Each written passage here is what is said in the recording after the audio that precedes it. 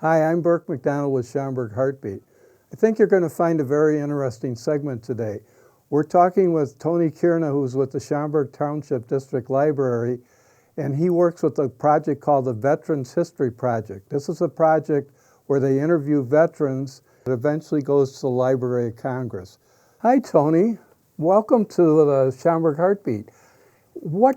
How did the library get involved in this project? Well, actually, we got involved almost through happenstance. I had not been aware of the program formally, and every now and then we have quarterly librarians meetings for genealogy, family history, local history, and I was hearing some of the other librarians that were there mention it, and so it got me piqued in my curiosity, and I decided to do some searching, and I found that there was this Veterans History Project that existed, and little by little, I started taking a look at it to get an idea what was all going on. I looked at some of the videos that were out there, and pretty much from that point on, I thought, oh, this is a good idea that we as a library should be able to try and provide a service similar to what already existed out there. Now, the library has its own studio, right? We do have a small studio, yes. And that's one of the things, you don't have to work with the library to do this project, but one of the advantages is you have professional equipment in there. Yes, and that was another one of the reasons why, as I looked at some of the videos that existed at the Library of Congress, I saw probably most of them were initially made by family members. Family had some opportunity and time with their own home-based equipment. Sit down with the veteran, have a tripod set up, have the camcorder on a tripod, introduce the veteran according to how the Library of Congress likes us to do that, and they started the process. It was just at that time I saw that there was ways I believe that it could be improved in a studio setting, which is why through our library setting at our studio, I did want to take that opportunity. Now, it's my understanding that the Library of Congress would like to have a minimum of 30 minutes, but this can run for however long the veterans are willing to work with you, and they give you some questions as sort of a feeder, but that you don't have to even ask those questions. And that's correct. According to the Library of Congress, what they want us as interviewers or family members as interviewers to do is to shoot for a 30-minute time interval minimum. And I think that's so that they could get a full flavor of a veteran's service and his background and whatever. But you're right. Most of the videos that we've been shooting at in our studio have been running anywhere between an hour to an hour and 15 minutes.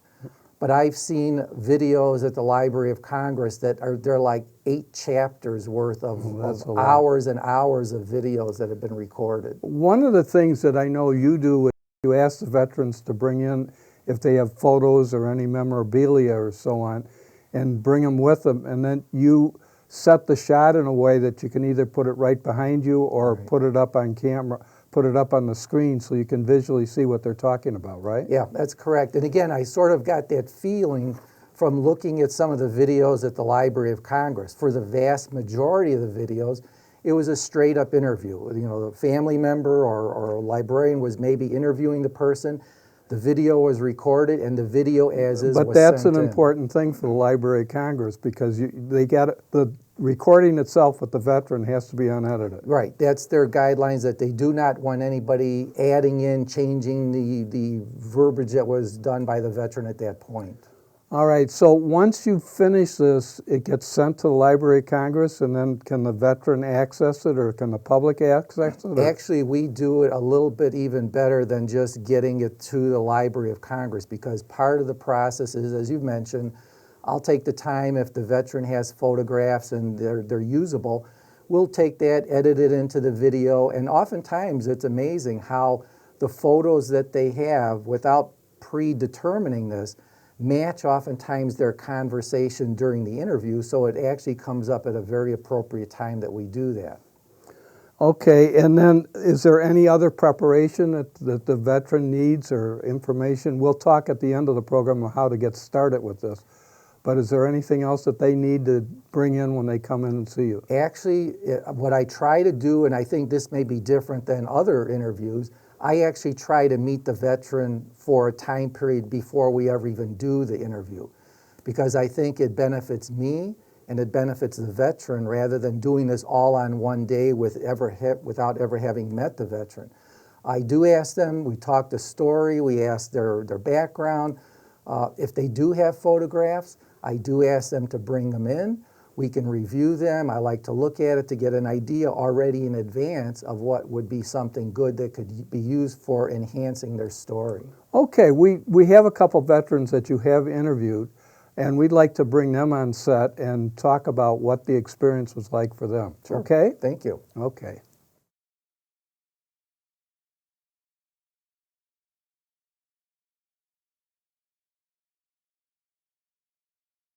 We'd like to welcome to our set two veterans that are here today to work with us.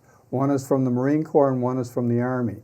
We have William Herod and we have Bob Madsen. So let's hear their story. Bob, you're with the Marine Corps, and what was it like? What got you interested in doing this project? Well, my wife saw the article in the Daily Herald that Tony was doing interviews with veterans. So she said, why don't you call? So I did. How did you feel about it once you saw it? And how did your family feel about it? Well, they were surprised because I never talked about it. I never did. But I said some things during the interview that brought a lot of questions to their mind, especially my daughter. So But that's fairly typical, isn't it, of the ex-veterans not wanting to talk about it? exactly. And I could add a lot to that, but this segment's going to be too long. But my daughter she called and she had a whole list of questions. You know, she went right down the line. She says, I didn't know you did this. I didn't know you did that. So I said, those are things I just kept to myself. And veterans are like that. We don't want to get our family involved in what we went through. Bill, what got you involved, and how did your family react to the segment? Well, I got involved by reading the article in the paper that Tony put in there. And I was in a program in Vietnam called the Pacification Program, and it was different than what you saw on TV in different areas, but we actually lived with the villagers and stuff like that. So I saw this as an opportunity to say, I'm going to tell you what I did and explain the program, things like that. While we're on that, we do have a clip from that you were embedded in a village, right? Yeah, we lived with the villagers in their houses, and what they did is they consolidated a lot of people into one particular village, secured the village with barbed wire. The GIs lived in the home with the villagers, and then we would go out on patrols with them, show them how to shoot, how to defend themselves, things like that. Okay, let's take a look at a tape of that was on the original tape that's at the Library of Congress. We were the heart of the Pacification Program, and to my knowledge, I wasn't aware that anybody else in Vietnam did that. There's a book called A Distant Challenge, and the chapter is written called Pacification Duck Foe by the captain who I had, Captain Boyd Harris. And he wrote all about it and explained everything, and more or less said, corral everybody together, let the people work, we protect them, we teach them how to fight, so when we're ready to go, they can be self-sufficient. When your family saw that and saw the people in the villages and saw the big, at the end a big rice paddy or something there, did they have any reaction to that? They couldn't believe people lived like that because we're used to electricity, running water, plumbing, things like that. And when they saw stuff like that, their eyes were open. And in the one picture, there's a picture of a little girl carrying a big rice cake. That was their bread. They couldn't believe that they actually ate that stuff. That's how they lived. And they were somewhat astonished. Bob, we'll show a little bit of you. When you first started there, your first day in the field, you were actually shot down in a helicopter, right? Yeah, quite an eye-opener for me. Yeah, it was my first day out, and our chopper was supposedly shot down, so it went down really hard. So we got everybody off. Okay, let's take a look at that clip. The first day I was in the field, attached to Mike 37, we were choppered into, and I was out in the of the field, and one of the choppers got shot down. And again, the LZ is the landing The zone. landing zone, yeah, and our chopper got shot down. Oh, It was minor, but it wasn't serviceable. So we went down and we all got out, fed a 360 perimeter all the way around. Now, how did your family react? That's got to be tough. They're hearing about you in a really pretty tough time. Well, but all they can do is ask questions, and I can only answer just so many of them, and I don't want to get into too big a detail. But yeah, it was an eye-opening experience. How do you feel now about sitting down with Tony and getting your story out and talking about things that, as you said, you've never talked about before? Well, it's pretty helpful. It really is. We have so many veterans out there who have PTSD, and that's one of the reasons, because they're holding everything in. I'm trying to get a lot of my stuff out. I do have PTSD, and I've had to deal with this for a while, and I have to relate my experiences to try to get them out in the open so I get used to thinking about them, because they're nightmares. Okay. Bill, how about you? What have been other reactions to people that have seen the tape? Well, they've been pretty positive. Just like Bob, I never talked about this before this. Never, almost 50 years for me. I don't know. Same for me. So when they saw this video that Anthony made, I got calls and emails from people I hadn't seen in a long time, and it was a good positive experience. So I think more people should do this, because in one of those articles you sent me, it's about share, because if you share something, you might open someone else's heart, and that's what we as veterans want to do. So you find that other veterans that see this and relate to it also may get some help that they need. Correct. There's another short, this is a shorter clip that I want to show. Well, maybe it's not quite as short, but it shows of what you did, and you had to call in a certain helicopter. Let's look at that clip. When they shot rockets, we knew it was going to be a battle, what have you. So we would call the gunships out of Duck Foe, and they would come, and there'd be two of them. One was called Ace of Spades. The Vietnamese were very superstitious, and Ace of Spades they didn't like. Really? So that particular helicopter gunship put the Ace of Spades on it.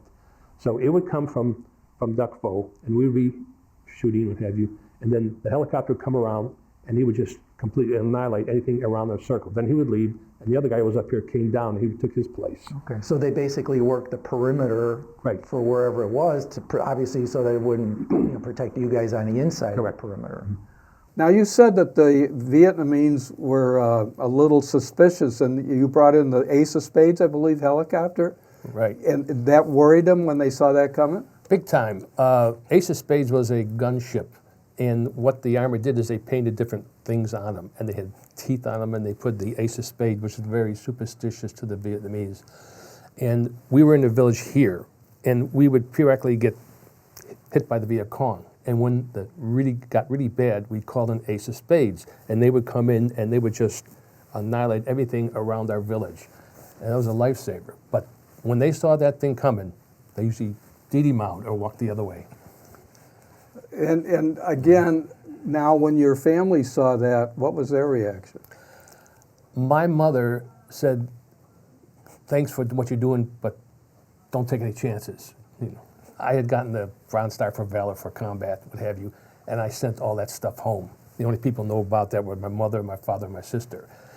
Oh, this is very nice, but please be careful. Don't try this again. Don't do this again. They were scared because what they read in the paper was not good. Did you both write many letters when you were over there? Is that a way of helping you get through the system? Do you want to start? I that? have every one of those letters. My mother kept them. They kept them. Huh? And I didn't realize it until after she had passed, and I was going through her stuff, my sister and I found this box, and I opened it up. There's every letter I wrote from boot camp all the way through Vietnam. And It was how about- amazing. Well, at that time I was dating my wife. I didn't know she was going to be my wife. She had all the letters too. Yeah, really? Yeah.